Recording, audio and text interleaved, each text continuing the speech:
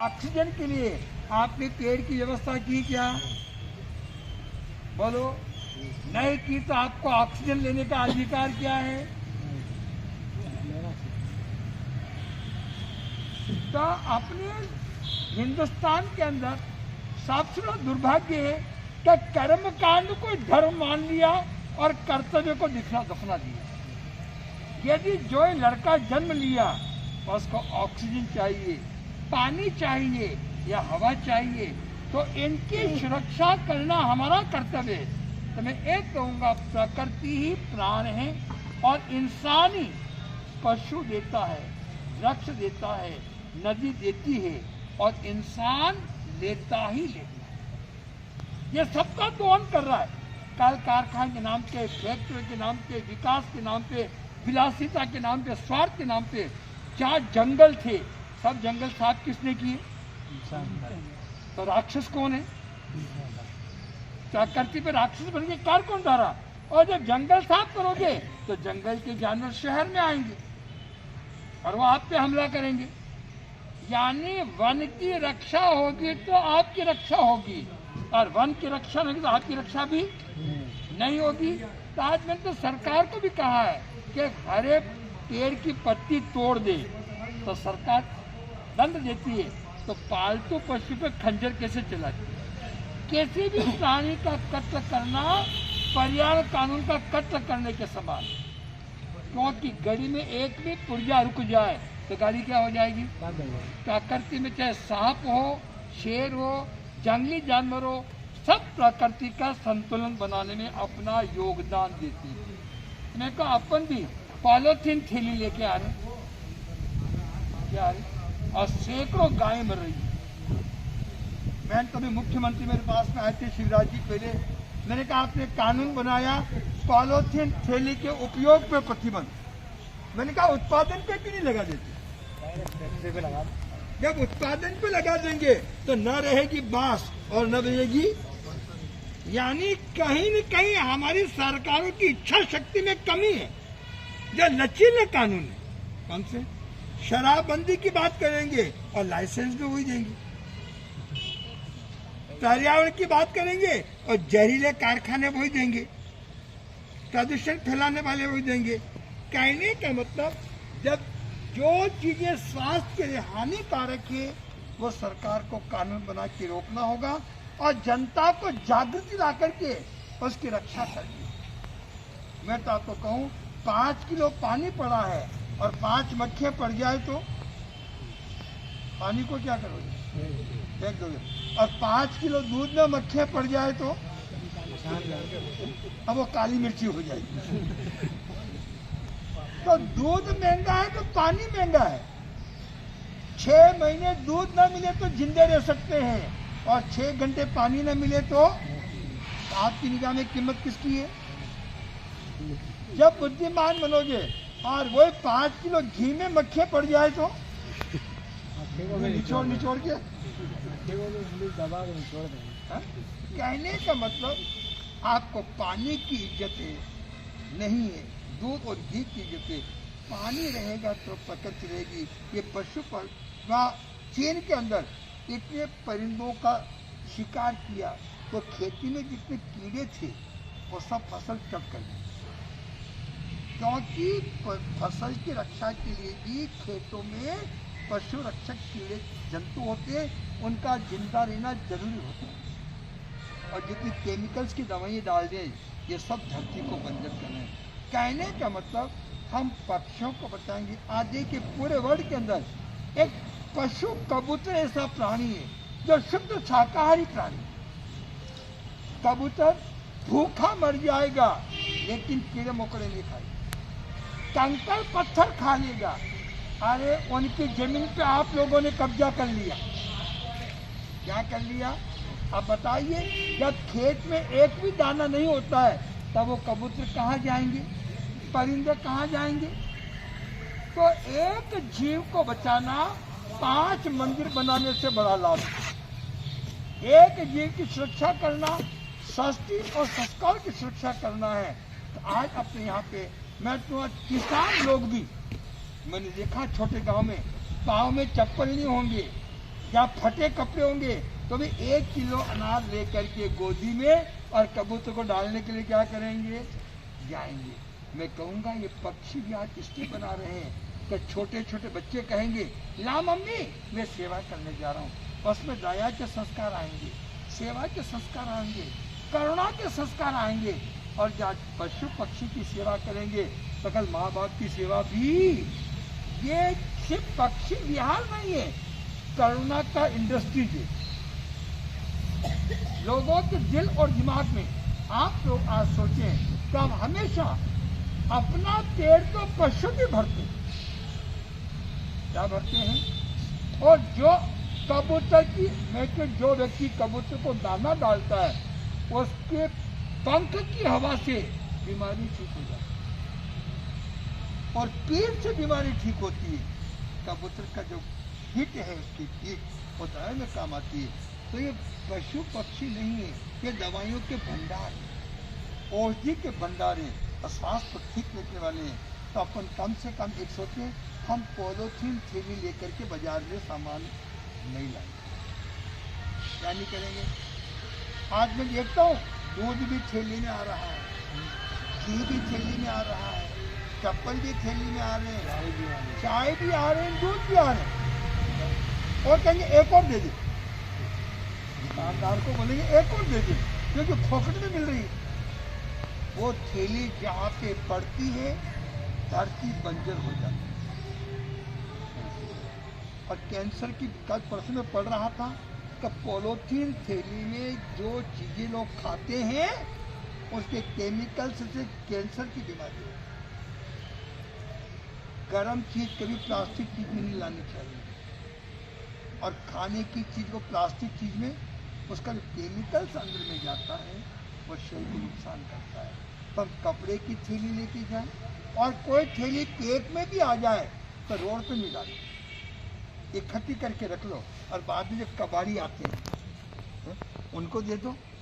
मैं तो को बहनों को जागृति करनी चाहिए कि जिस गली में पॉलीथीन थैली पड़ी है उसको एक चॉकलेट दो कि धन्यवाद तेने अच्छा काम किया। किसी को मारो तो शर्म से मारो, क्या करो। यानी कानून कोई गली मोहल्ले तक नहीं पहुंचेगा। इच्छा शक्ति हमारी होगी। आज हमारे बीच में हमारे जज साहब भी आए हुए, उसको संज्ञान लेके और फैसला दे दिया इतने वृक्षों को न काटा जाए, इनको ट्रांसफर करके दूसरी जगह लगा जाए। आजकल ऐसे मशीनें आ गई, यहाँ से पेड़ निकाल के वहाँ पे क्या करते हैं, रोपण कर देते हैं।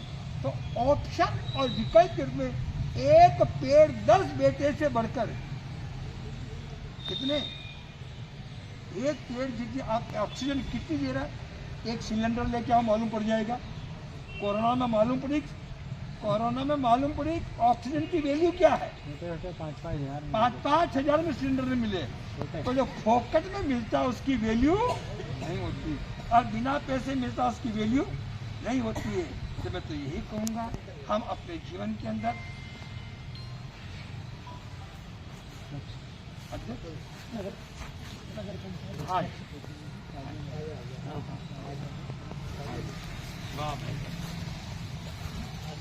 जी नगराध्यक्ष, अरे हमारे यादव वंश तो पूरे वर्ल्ड के अंदर आगे बढ़ रहा है।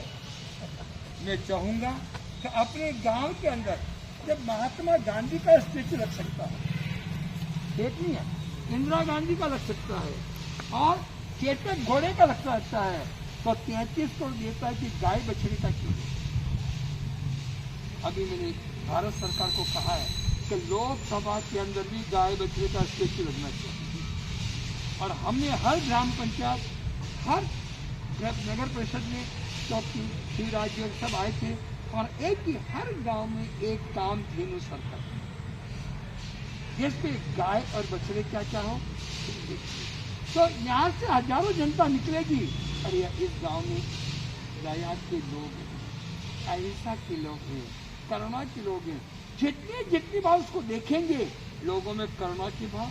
यदि रिवाल्वर वाले को एक बार देख ले तो क्या होगा, ब्लड प्रेशर सामने आके खड़ा हो जाए रिवाल्वर तो धड़कने बढ़ जाएगी। तो देखने से भी व्यक्ति के विचारों में क्या होता है। तो मैं चाहूँगा आज भी 80,000 किलोमीटर पैदल करके और आपके शहर में आया हूँ। अरे ऐसे ऐसे पक्षी विहार बन रहे हैं, किसी में नगर पालिका बना रही है, किसी में अंडे दे देते हैं, किसी में कबूतर ले जाते हैं, ये सिंपल होता है। रोड बनाया तो 10 आदमी नहीं जानेंगे, नाली बनाई तो 5 आदमी नहीं जानेंगे, और एक पक्षी विहार कबूतर का आपने काम दिन सर्कल बना दिया तो लाखों साल तक दुनिया आपको याद करेगी। जैसे अटल जी ने 4 लेन बना दिया, अटल जी रहे न रहे, लेकिन रोड पे कदम धरते समय आदमी सोचता है रोड किसने बनाया।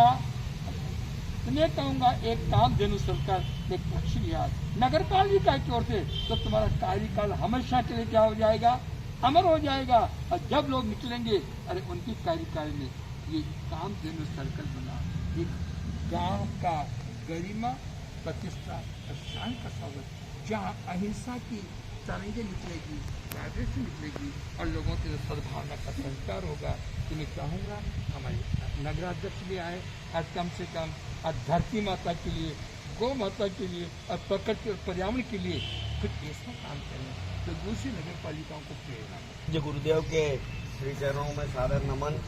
आप सभी उपस्थित महानुभाव, हम कसरावत नगर में परम पूज्य गुरुदेव का हार्दिक अभिनंदन और हार्दिक स्वागत करते हैं। मैं कसरावत नगर परिषद की ओर से और कसरावत नगर वासियों की ओर से आदरणीय गुरुदेव का सादर अभिनंदन और सादर स्वागत करता हूं।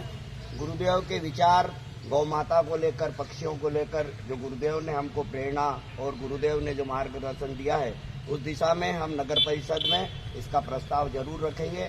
और आने वाले समय में नगर में गौ माता के लिए मैं मेरी स्वयं की कहूँ गुरुदेव, मेरे यहाँ मैं खुद 50 गायें गौशाला मेरी स्वयं की, और मेरे पीढ़ी दर पीढ़ी वो गौशाला चली आ रही है, जहाँ प्रतिदिन गौ माता की सेवा होती है।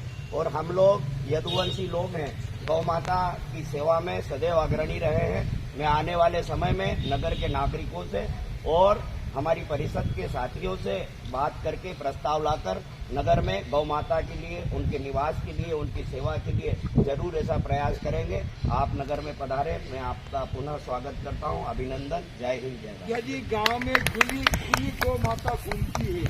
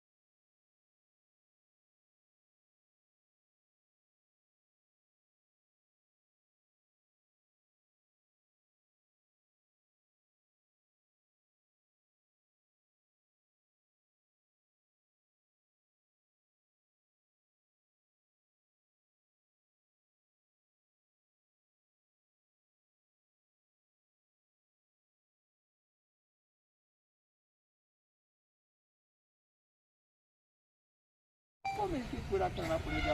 तो ऐसा एक यहाँ पे आश्रय स्थल और गौ माता का स्टेचू बने तो निश्चित हम सब सुखी बनेंगे। अजगर शादी अपना करके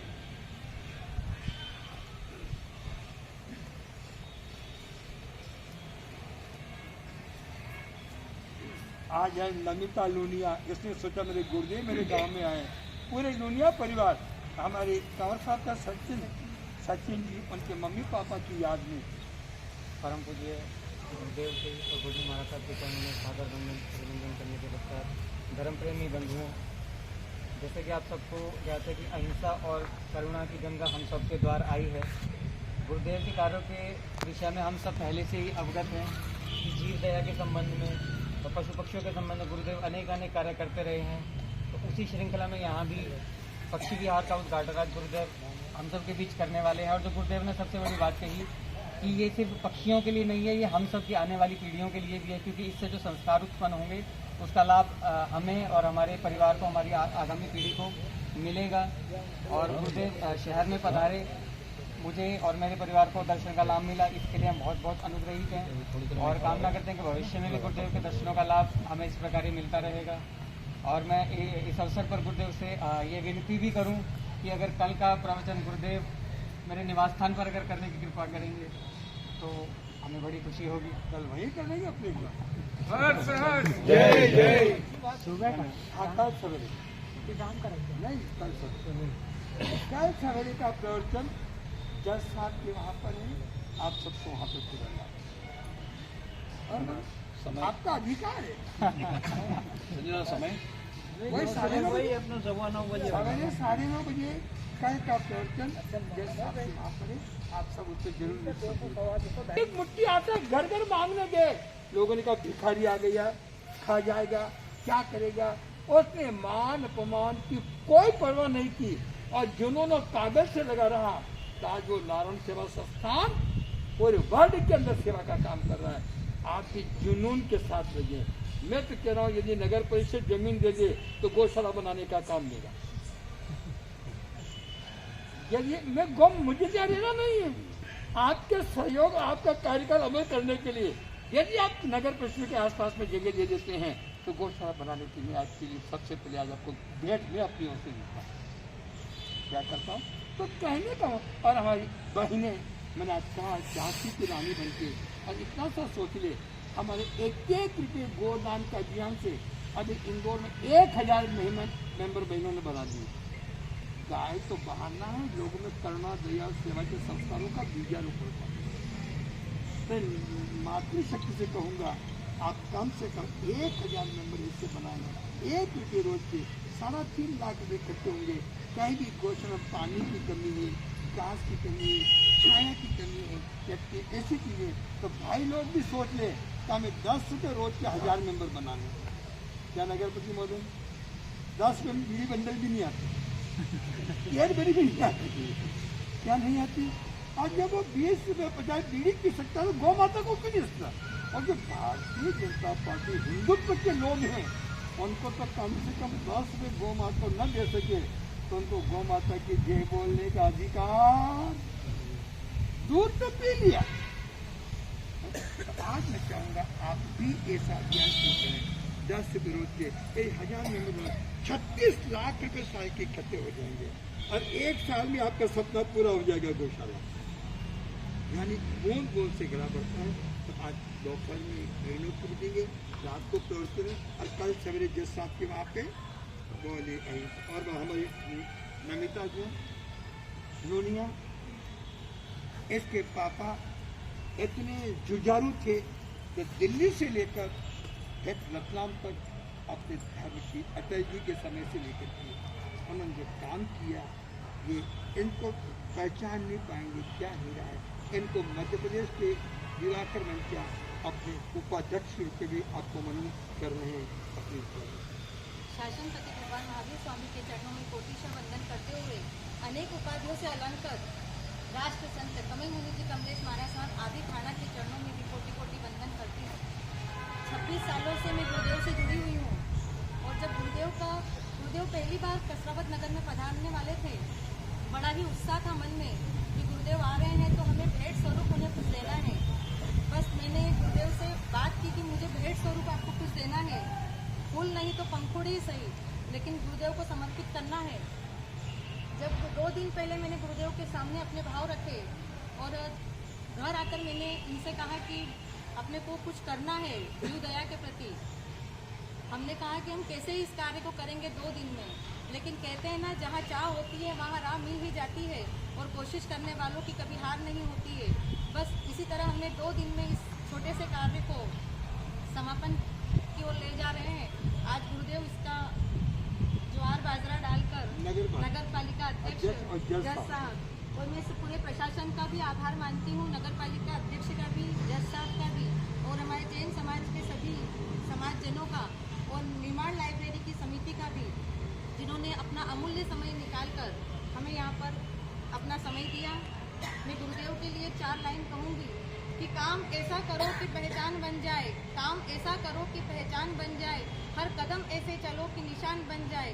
जिंदगी काटने को तो सभी काटते हैं, जिंदगी काटने को तो सभी काटते हैं, पर जिंदगी ऐसे जियो कि गुरु के जैसी मिसाल बन जाए, जिंदगी ऐसे जियो कि गुरु के जैसी मिसाल बन जाए। जय हिंद।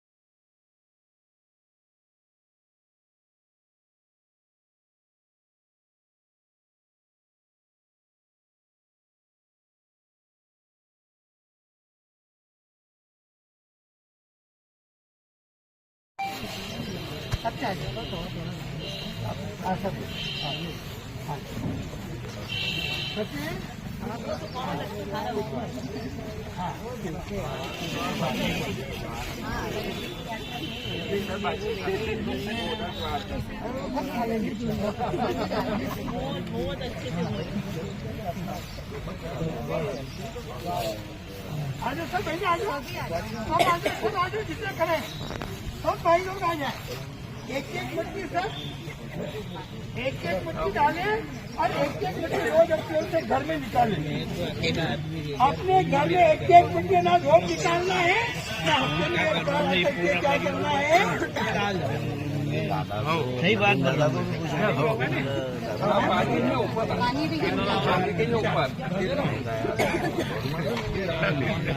ये आदमी और होता कि नहीं यहाँ पे तो बहुत बेफिक्र नहीं रहता मैं। अच्छा रहता एक आध ने हुआ भी एक आध ने के परिवार चल रही है क्या करो। सुबह 9:30 बजे व्हाट्सएप पे उन्होंने बताया बस ये बाद में भरो आपके आ जाओ, सब लोग आ जाओ, आप भी आ जाओ, आप भी आ जाओ। अरे सेवा का लाभ ले लो, सच नहीं। एक बार गया भी था वर्षे में लगा हुआ था।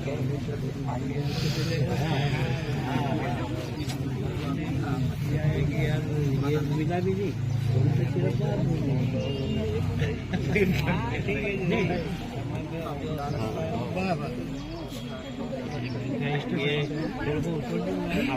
आया था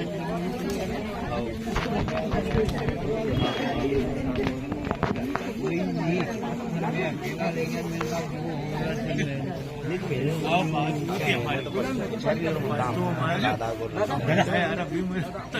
साथ कहा नहीं हम गए थे खाली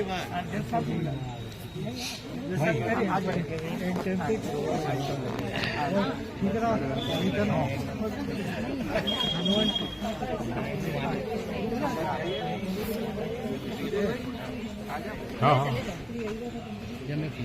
हाँ ठीक है।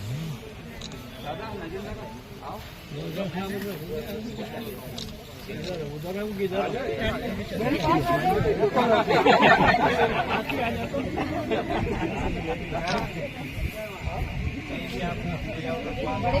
दादा को बीच में खड़ा कर लिया जा रहे क्या मेरे पास आ जाए ले चलता हूँ को भेज देंगे यही चाहिए रह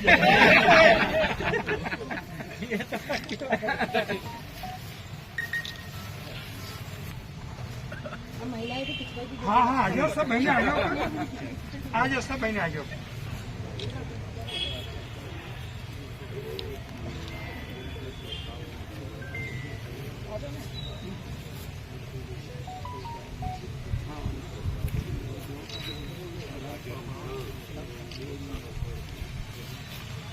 गुरुदेव